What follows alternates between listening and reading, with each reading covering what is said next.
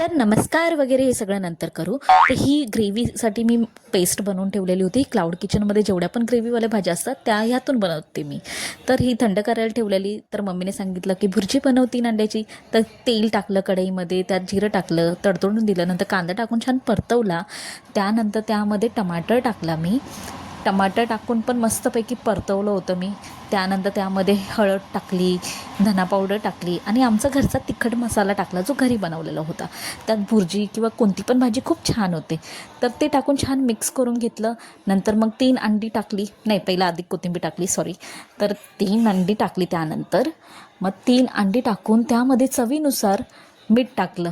पण मिठाच्या आधी मी हळद टाकत होते चुकून, पण नंतर टाकलं मीठ, नाही टाकलं हळद. मग मीठ छान चवीनुसार टाकून छान मिक्स करून घेतलं. आता घ्या समजून ते फास्ट फॉरवर्ड केलं, एवढं सगळं दाखवू शकत नाही म्हणून. तर त्यानंतर भाकऱ्या पण केल्या 3 छान अशा. बघा माझी भाकरी कशी टम्म फुगते. त्यानंतर सगळं किचन मी क्लीन करून घेतला मस्तपैकी आणि मग नंतर मी